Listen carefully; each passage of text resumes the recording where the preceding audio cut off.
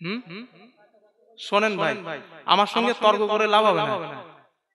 আমি বলি শোনেন, আমি যদি লিখিত দেই আপনার, এক মিনিট, আমি যদি লিখিত আপনার দেই নাভির নিচে হাত বাঁধার কথা, আমি যদি লিখিত দেই, আমি লিখিত দেব আপনাকে সহি, আপনি কতটা দলিল নেবেন বলুন?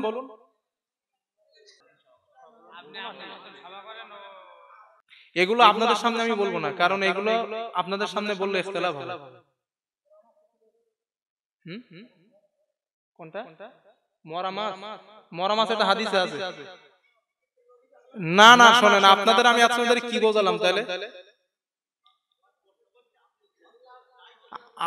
আমার কথা শোনেন, আমি বলি শোনেন, আমি আপনাদের কিন্তু এই জন্যই বোঝালাম, এই দুইটা দিক, যে দুইটা দিক নিয়ে আমরা ইখতিলাফ করি, এই দুইটা দিক আমি এত সময় বোঝালাম। আপনারা যদি না বুঝে এখন আমার প্রশ্ন করেন, তাহলে তো মাহফিলই করা যাবে না। এখানে প্রশ্ন উত্তরের কোনো পর্ব আমরা রাখিনি। এখানে বক্তার মতো সভা করে চলে যাবেন। যদি আপনাদের কিছু জানার থাকে বক্তার কাছে আলাদাভাবে ডেট করব, বক্তাকে নিয়ে, তখন আপনারা জানবেন। এখন বক্তার মতো সভা করবে, আপনারা ডিস্টার্ব করবেন না প্লিজ। দ্বন্দ্বটা বেশি হয় সাধারণ মানুষের মধ্যে, আমার আর আলাউদ্দিনের মধ্যে কিন্তু কোনো দ্বন্দ্ব নাই। সম্ভবত জামিয়া থেকে গ্রেফতার পড়েছে, তো আলেমদের মধ্যে দ্বন্দ্ব নাই, দ্বন্দ্ব সব আপনাদের মধ্যে। কিন্তু এইগুলা যে আপনারা কেন করেন আমার মাথায় আসে না। যদি বলেন বাকিবিল্লাহ এটা কেন বলছো, আল্লাহ কোরআনুল কারীমের মধ্যে বলেছেন ওয়াতাসিমু বিহাবলিল্লাহি জামিআ, আমি তোমাদেরকে যেই রশিটা দিলাম ওটাকে তোমরা মজবুত ভাবে আঁকড়ে ধরো। ইসলাম নামীয় যেই রশিটা আছে তোমরা আঁকড়ে ধরো। ওয়ালা তাফাররাকু, তোমরা পৃথক হয়ো না, বিভিন্ন দলে বিভক্ত হয়ো না। একটা বিষয় আপনারা নিরপেক্ষ ভাবে নেন। নাম্বার 1, আপনারা যারা আহলুল হাদিস আপনারা নাভির উপরে হাত বাঁধেন, আমরা যারা হানাফি আমরা নাভির নিচে হাত বাঁধি। নাভির নিচে হাত বাঁধারও যেমন দলিল পাওয়া যায়, নাভির উপরে হাত বাঁধারও দলিল পাওয়া যায়। এটা নিয়ে তো মাথা ফাটাফাটি করার কোনো যুক্তি হয় না, ঠিক তো নাকি? আচ্ছা বলেন, একটা বিষয় আমি জিজ্ঞাসা করি আপনাদের কাছে, যে আমাদের রবকে, সবাই জোর করে বলেন, আমরা নবী মানি কাকে? মুহাম্মদ সাল্লাল্লাহু আলাইহি ওয়াসাল্লামকে। এটাই হলো আমাদের মূল নীতি এবং রীতি, এটাই আমাদের ঈমান। আল্লাহরে আল্লাহ বলছি, মেনেছি, রাসূলকে রাসূল বলে মেনেছি। আমরা পরকালের উপরে বিশ্বাস করি, আমরা কিয়ামতের দিন বিশ্বাস করি, ভালো মন্দ তকদির বিশ্বাস করি, আসমানি অতীতের আসমানি কিতাবের উপরে বিশ্বাস করি। সব তো ঠিক আছে না? ঈমানের জায়গা ঠিক আছে, মুস্তাহাব বিষয় নিয়ে আমাদের মধ্যে মারামারি। এটা আমি প্রায় জায়গায় আমাদের হানাফি মাযহাবের মাহফিল করতে গিয়েও আমি কথা বলেছি যে আপনারা ইখতিলাফ ভুলে যান। কেন ভুলে যান? এই জন্য, একটা বাগানে ঘাস খাচ্ছে দুইজন ছাগল, মানে ফসল খাচ্ছে। এখন ওই বাগানের মালিক ও দেখতে পেয়েছে, এখন পাচনের বাড়ি একটা ছাগলের পিছনে লাঠি দিয়ে মেরেছে।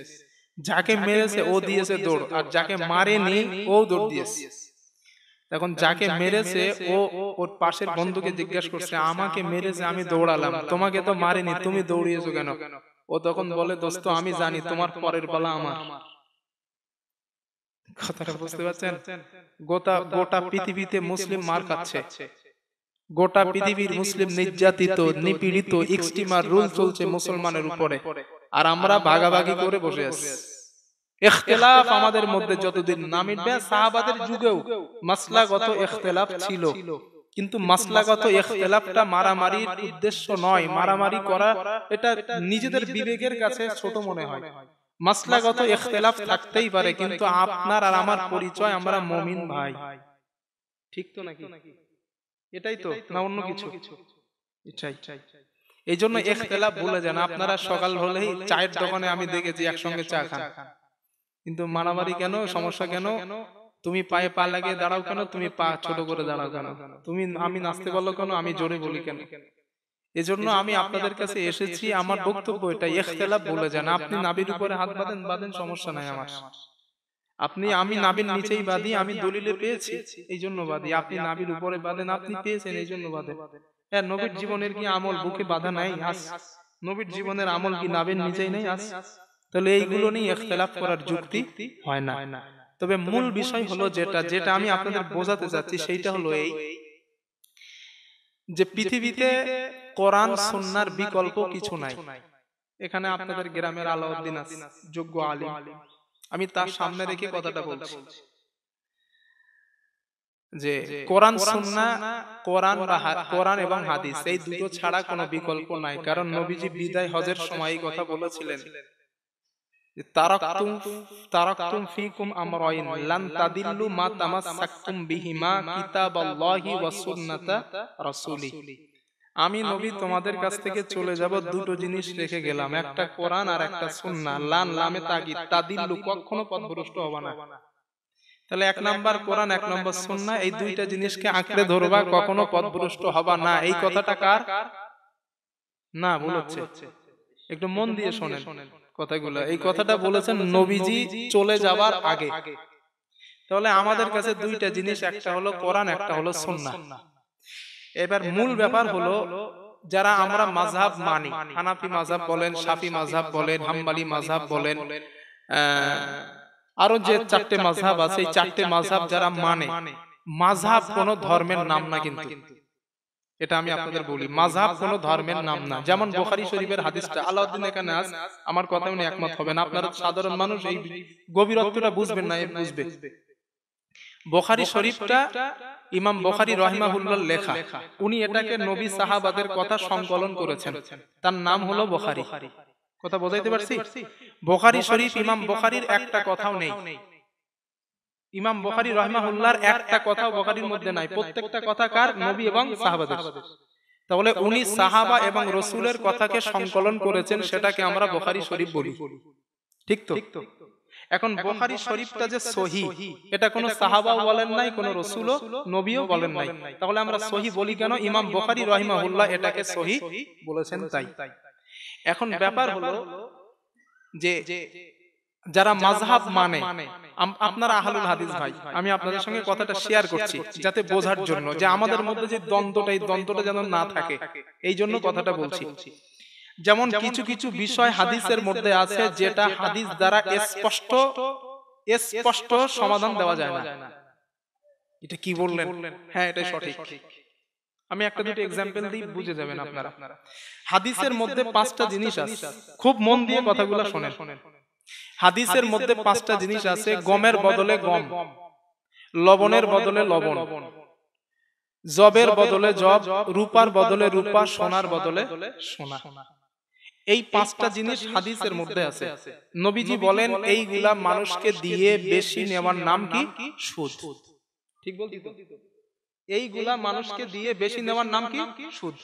এর ভিতরে কিন্তু টাকার কথা নাই, এর ভিতরে ইটের কথা নাই, এর মধ্যে দুনিয়াবি অন্য কোন সম্পদের কথা নেই। আছে 5টা। 1 নাম্বার গমের বদলে গম, জবের বদলে জব, লবণের বদলে লবণ, সোনার বদলে সোনা, রূপার বদলে রূপা। এই 5টা জিনিস, এটা হলো মূল নীতি, এইটা হাদিসের মধ্যে আছে। কথা বোঝাতে পারছি তো আমি ইনশাআল্লাহ? না। আর বাকিগুলা আমরা যে টাকাগুলাকে সুদ বলি, এটা তো হাদিসের মধ্যে নাই স্পষ্ট। তাহলে আমরা টাকা সুদ কেন নিই না? এই টাকা সুদ হারাম না হালাল, এই সমাধান নিতে গেলে যারা মুস্তাহিদ, যারা হাদিসের বড় পণ্ডিত ছিলেন, মানে ইমামগণ, ওনাদের কথাগুলোকে আমাদের মানতে হবে। যদি বলেন হুজুর না মানবো না, তাহলে তা হাদিসের মধ্যে এটা টাকার বদলে টাকা সুদ, এটা তো নবী বলেন নাই, কোন সাহাবাও বলেন নাই, এটা আপনি টাকার সুদ বলবেন কেমনে? কথা বোঝাতে পারছি তো? না, আপনারা জানেন এটা বুঝবেন না, বাকি বিল্লাহ মাযহাব বোঝাইতে আছে না। এই যে দ্বন্দ্ব আছে, এই দ্বন্দ্বটা দূর করার জন্য কথাগুলো বলছি। এইবার আমরা হানাফি মাযহাব যারা মাযহাব মানাটাকে এটা বলি না, ইমাম আবু হানিফা রাহমাহুল্লাহ এখানে সমাধান দিয়েছেন। 4 ইমাম এইভাবে সমাধান দিয়েছেন। কিভাবে? যে এই 5টা জিনিসকে 2 ভাগে ভাগ করেছেন। 3টে হলো খাবার, 2টা হলো জমা রাখা অর্থ সম্পদ। লবণ, গম এবং জব, এই 3টে খাবার বস্তু না? গম খাবার, জব খাবার, লবণ খাবার। খাবার বস্তু ইমামরা বলেছেন যত জাতীয় খাবার বস্তু আছে এগুলো মানুষকে দিয়ে বেশি নেওয়ার নাম কি? সুদ। আর যে সোনা আর রূপা, এগুলো হলো রেখে দেওয়া সম্পদ, জমা করা সম্পদ, অর্থ, টাকা পয়সা। আজকের ভারতবর্ষের মোদী সরকার যদি 10 কোটি টাকা ছাপাতে চায়, 10 কোটি টাকার সোনা সুইস ব্যাংকে জমা রাখতে হবে। আপনারা গুগল সার্চ দিয়ে দেখে নিতে পারেন। 10 কোটি টাকার সোনা সুইস ব্যাংকে জমা রাখতে হবে। ওই সোনার মূল্য 10 কোটি টাকা মোদী সরকার ছাপাতে পারে। তাহলে টাকার মূল সম্পদের নাম কি? জোরে বলেন, সোনা। তাহলে টাকা সোনা থেকে আসছে কি? টাকা। মানে টাকার প্রতিচ্ছবি, সোনার প্রতিচ্ছবির নাম হলো টাকা। যেহেতু হাদিসে নবী সোনাকে হারাম বলেছেন, সুদ বলেছেন, সোনা থেকেই আসছে টাকা, এজন্য ইমামরা বলছেন টাকাটাও সুদ। বুঝাইতে পারছি? এখন আপনারা যারা আহলুল হাদিস ভাইরা আছেন, এখানে আলাউদ্দিন আছে, এতে ইফতা করেছে আলাউদ্দিন ভাই। তো এই কথাটা ইমামদের কাছ থেকে আমাদের নেওয়া লাগবে। এখানে মাযহাব মানা না মানার কোনো জায়গা নেই। কারণ এতটুকু ইলম আমাদের নেই যে হাদিস রিসার্চ করে আমরা নিজেরা বার করব। এতটা ইলম আল্লাহ আমাদের দেন নাই, আর অর্জন করাও সম্ভব না। কথা বুঝাইতে পেরেছি? 2 নাম্বার আরেকটা দৃষ্টান্ত দেই। কোরআনের মধ্যে আছে হুররিমাত আলাইকুমুল মাইতাতু ওয়াদ-দামু ওয়া লাহমাল খিনজির। হুররিমাত আলাইকুমুল মাইতাতু, তোমাদের জন্য মৃত প্রাণী হারাম। মাইতাতু, সমস্ত মৃত প্রাণী হারাম আল্লাহ বলছেন।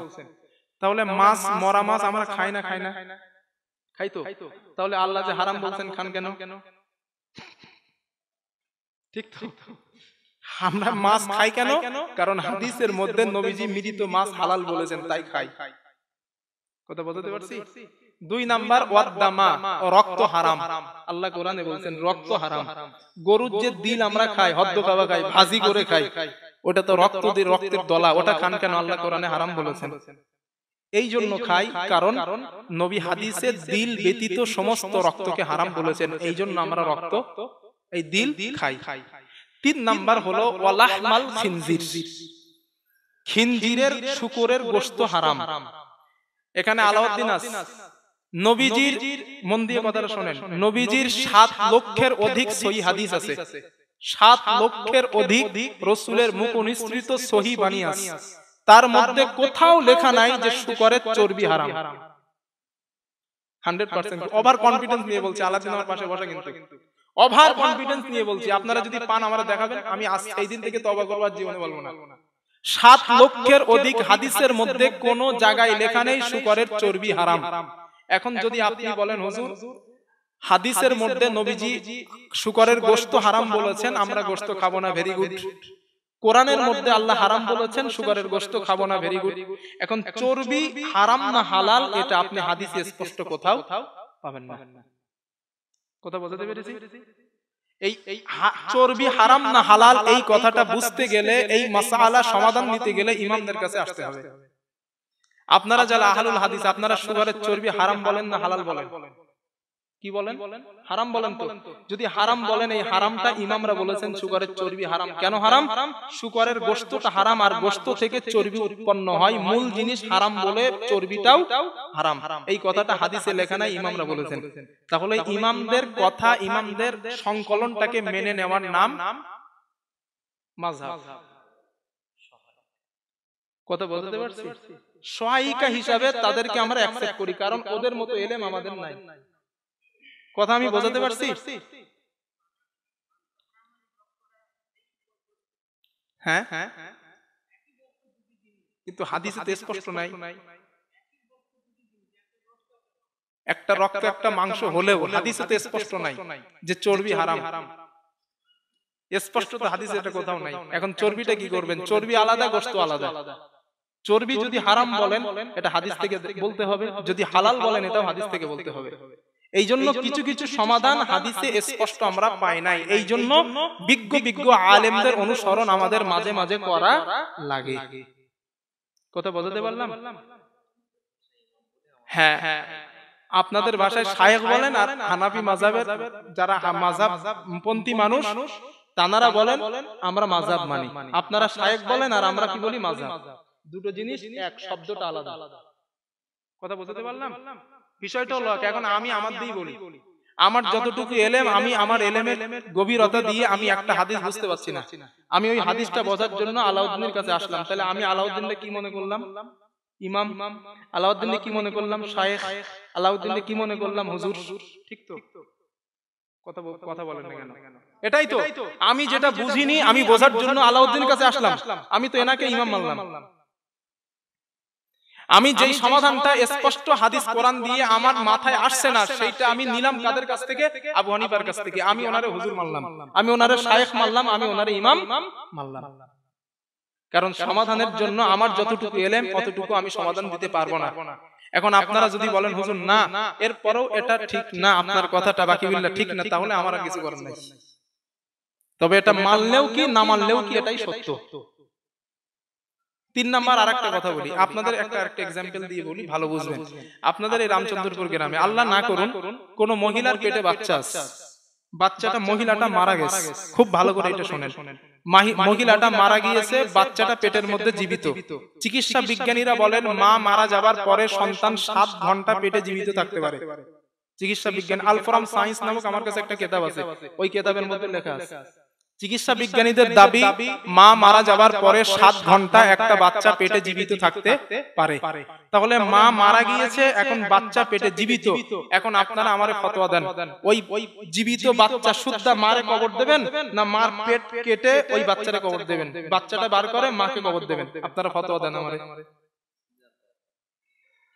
এখন আপনি যদি বলেন হুজুর আমরা পেট কেটে জীবিত বাচ্চারে বার করে মারে মাটি দেব, এটা হাদিস থেকে দেখানো লাগবে সরাসরি।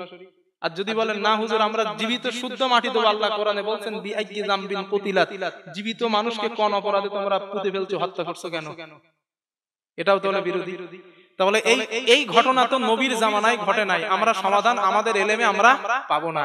সমাধান দিয়েছেন কারা? যাদের জামানায় যাদের যুগে এই ঘটনাগুলো ঘটেছে তারা এই সমস্যার সমাধান দিয়েছে। ইমাম আবু হানিফা রাহিমাহুল্লাহ ওনার জামানায় এই ঘটনা ঘটে, আলেমদের মধ্যে দুটো ইখতিলাফ হয়, দুটো দল হয়। এক দল বললেন যে মৃত মানুষকে আল্লাহর হাবিবের অর্ডার হলো তোমরা তাকে আস্তে আস্তে গোসল দাও, আস্তে আস্তে কাফন পরাও, আস্তে আস্তে কবরস্থ করো, কারণ তার গায়ে প্রচন্ড ব্যথা হয়। এখন ব্যথা হয় যে মানুষের গায়ে, সেই মানুষের পেট কাটবেন কিভাবে? এটা এক মানুষের দলিল, একদল আলেমের দলিল।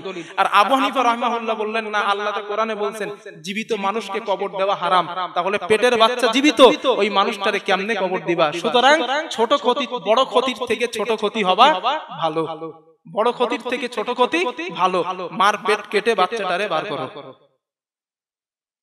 কথা বলতে পারছি? এটার নাম হলো শায়েখ, এটার নাম হলো ইমাম, এটার নাম হলো হুজুর। আল্লাহ কথাগুলো বোঝার তৌফিক দেন, বলেন আমিন। তো এই জন্য ভাই ইখতিলাফ ভুলে যান, ইখতিলাফ ভুলে যান, আপনি যেটা করেন করেন, আরেকজন ভাই আপনার গ্রামের পাশে যে যেটা করে ওনার করতে দেন। আমাদের ডেস্টিনেশন কিন্তু জান্নাত। হাবিবকে জিজ্ঞাসা করা হয়েছিল হুজুর জান্নাতে কারা যাবে হুজুর আপনি বলেন? নবীজি জবাব দিয়েছিলেন মা আনা আলাইহি ওয়া আসহাবিহি, যারা আমি নবী এবং আমার সাহাবাদের অনুসরণ অনুকরণ করবে তারাই জান্নাতি। সুবহানাল্লাহি ওয়া বিহামদিহি। এটাই হলো মূল কথা। কে আহলে হাদিস, কে তাবলীগ জামাত, কে ফুরফুরা, কে আজান গাছি, এসব দল আল্লাহর কাছে কোনো কাজে আসবে না। আল্লাহর কাছে আসবে সেটাই নবীর অনুসরণ অনুকরণ, নবীর দেখানো পথ মতের উপরে চলা। এটাই মদ্দা কথা ভাই, যে যাই বলে।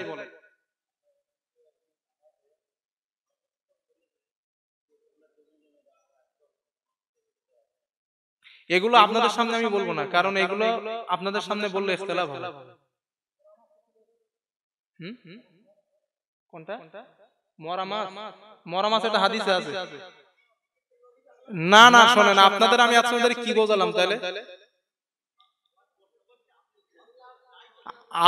আমার কথা শোনেন, আমি বলি শোনেন, আমি আপনাদের কিন্তু এই জন্যই বোঝালাম এই দুইটা দিক, যে দুইটা দিক নিয়ে আমরা ইখতিলাফ করি, এই দুইটা দিক আমি এত সময় বোঝালাম। আপনারা যদি না বুঝে এখন আমার প্রশ্ন করেন তাহলে তো মাহফিলই করা যাবে না। না, আর একটা কথা আমি আপনাদের বলি, এই মাহফিল গুলোকে প্রশ্নের মাহফিল করা বাদ দেন। এই মাহফিল গুলোকে প্রশ্নের মাহফিল করা বাদ দেন, এটা প্রশ্নের উত্তরের মাহফিল না।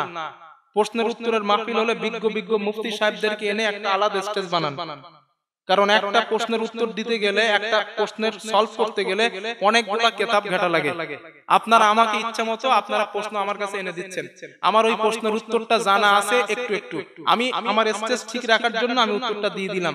বুখারী শরীফের হাদিস এখানে আলাউদ্দিন আছে 1100 নম্বর হাদিসে আছে, নবীজি বলেন শেষ জামা কিয়ামত ততদিন হবে না যতদিন মানুষ দুনিয়া থেকে আল্লাহ ইলম না উঠাবেন। সাহাবারা প্রশ্ন করলেন হুজুর আল্লাহ কি আলেমদের সিনা থেকে ইলম উঠাবেন? উঠাবেন? নবী বলে না, আলেমদের ওঠানোর মাধ্যমে আল্লাহ এলেমকে উঠিয়ে নেবেন। এরপরে নবী, এটা অন্য হাদিসে, এইটা 100 নম্বর হাদিস, 1100 নম্বর হাদিস এসেছে, নবী বলেন ওই সময় মানুষ আলেমদের খুঁজে পাবে না, আলেম নামের জাহেলদের কাছ থেকে মানুষ সমাধানে নেওয়ার জন্য মানুষ যাইবে। ঠিক বর্তমান জামানায় আমাদের মাঝে একটা এরকম ফিতনার প্রেক্ষাপট চলে আসছে। আমি বাকি বিল্লাহ, আমার এলেম এতটুকু, আপনারা আমার কাছে প্রশ্ন করতেছেন এতটুকু। আমার স্টেজ ঠিক রাখার জন্য, আমার স্টেজ জায়গা ঠিক রাখার জন্য আমি একের পর এক প্রশ্নের উত্তর দিতেই আসি। নবী বলেন যে প্রশ্নদাতা ও পথভ্রষ্ট, যে প্রশ্ন গৃহীতা সেও পথভ্রষ্ট।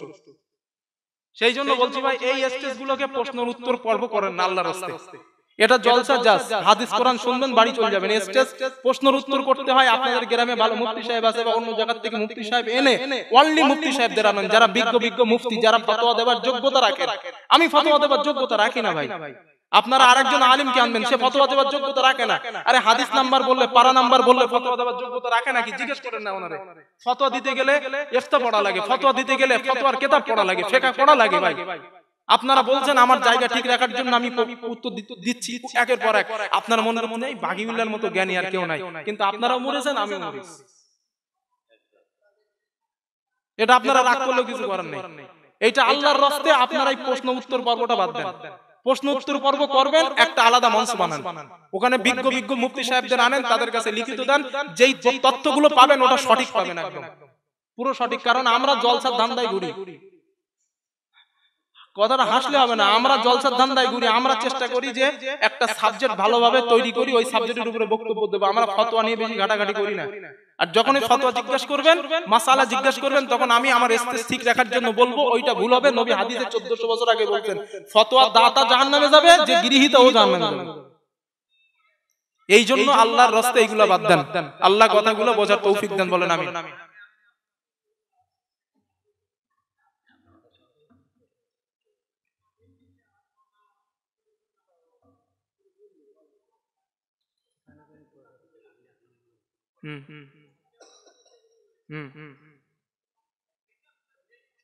এই জানার জন্য এই স্টেজটা না, তো জানার জন্য আলাদা স্টেজ।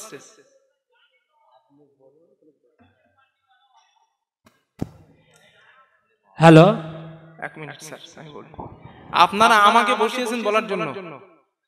হ্যাঁ, আমি যতটা জানি ততটা বলবো। আমি যতটা জানি আমি আপনাকে ততটাই বলবো।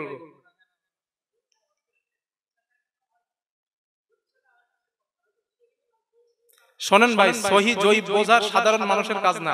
আর আপনারা এটা বুঝলেও আপনারা সহি কারে বলে, জয়ীব কারে বলে, বাংলা লেখাপড়া করে কি বুঝবেন? সঠিকটা পৌঁছাতে হবে। এখন ব্যাপারটা দেখেন, এইটা যে মাহফিলটা, এখন আমি আমার মতো বলছি, আমি হানাফি মাযহাবের ছেলে, আমি নাবির নিচে হাত বাঁধে আমি হাদিস নাম্বার দিয়ে বলছি হাদিসগুলো সহিহ। তখন আপনারা আহলুল হাদিসটা কি মনে করবেন? তাহলে আমরাই ভুল করছি। আবার আমি যখন বুকের উপরে হাদিস নাম্বার দিয়ে বলবো, তখন আপনারা বলবেন না তাহলে আমরা ভুল করছি। এই যে ইখতিলাফ, এই ইখতিলাফ গুলো বলেন। তবে এতটুকু কথা মনে রাখেন, নাবির নিচে হাত বাঁধার হাদিসও যেমন সহিহ আছে, নাবির উপরে হাত বাঁধার হাদিসও সহিহ আছে। এরপরেও আপনারা যদি বলেন না বাকিবিল্লাহ, নাবির নিচে হাত বাঁধার হাদিস জয়ীফ, আপনারা একটা বসাবসি ডেট করেন আলেমদেরকে নিয়ে, সাধারণ মানুষ না।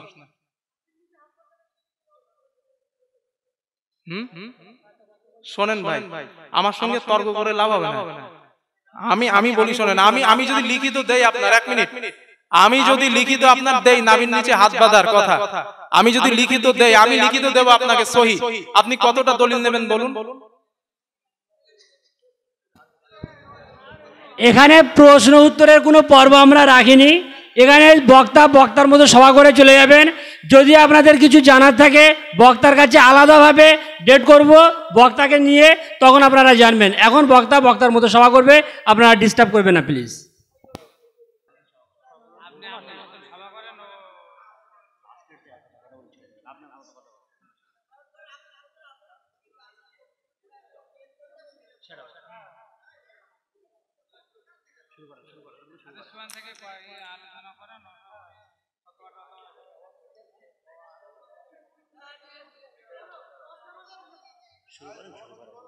আচ্ছা ভাই, আমি একটা কথা বলি, আপনাদের মাসলা মাসাইল জানার দরকার হয়।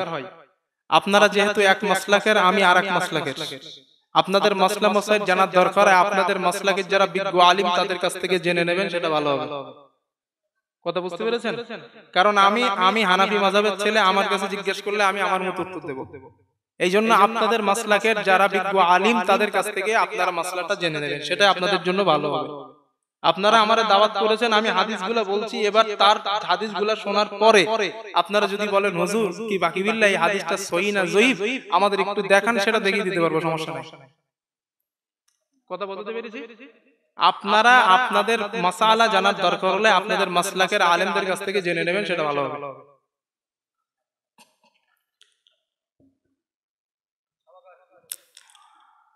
আমি প্রারম্ভিক প্রস্তাবনায় কোরআনুল কারীম থেকে যে আয়াতটা পড়েছিলাম, রাসূলুল্লাহ সাল্লাল্লাহু আলাইহি ওয়াসাল্লাম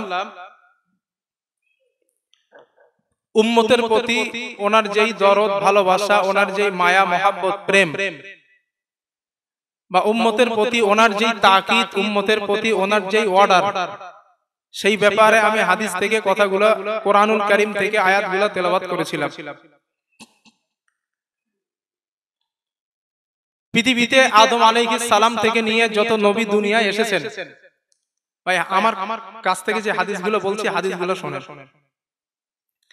পৃথিবীতে আদম আলাইহিস সালাম থেকে নিয়ে মুহাম্মদ সাল্লাল্লাহু আলাইহি ওয়াসাল্লাম পর্যন্ত যত নবী দুনিয়াতে এসেছেন, প্রত্যেক নবী এবং রাসূলের উম্মতের প্রতি একটা ভালোবাসা ছিল, মহব্বত ছিল, মায়া ছিল। দুইজন নবীর কথা হাদিসের মধ্যে আসছে, কোরআনের মধ্যে আসছে দৃষ্টান্ত স্বরূপ। আল্লাহ তাআলা তার নবীকে জানিয়েছেন, নবী আপনার আগে যেই নবী রাসূল দুনিয়াতে এসেছিলেন, ওই নবী রাসূল তাদের উম্মতের প্রতি কত মায়া ছিল, ভালোবাসা ছিল, মহব্বত ছিল, এইগুলা আমি আপনারে জানালাম। এক নাম্বার হযরত ইব্রাহিম আলাইহিস সালাম, দুই নম্বর হযরত ঈসা আলাইহিস সালাম। ঈসা নবী আল্লাহর কাছে ওনার উম্মতের জন্য, ইব্রাহিম নবী দোয়া করেছিলেন, রব্বি ইন্নাহুন্না আদলালনা কাসীরাম মিনান নাস, আল্লাহ তাআলা হে আমার রব, এই মানুষগুলা, এই ঠাকুরগুলো এই মানুষগুলোকে পথভ্রষ্ট করেছে, অনেক মানুষকে পথভ্রষ্ট করেছে। ফামান তাবিআনি ফাইন্নাহু মিন্নি, যারা আমার অনুসরণ করে তারা আমারই অন্তর্ভুক্ত। ওয়ামান আসানি, আর যারা আমার অনুসরণ করে না, ফাইন্নাকা গফুরুর রহিম, আল্লাহ তুমি ক্ষমাশীল, তুমি দয়ালু। এটা ইব্রাহিম আলাইহিস সালামের দোয়া ওনার উম্মতের প্রতি। ইব্রাহিম আলাইহিস সালাম আল্লাহরে এটাই বোঝাতে চান, আল্লাহ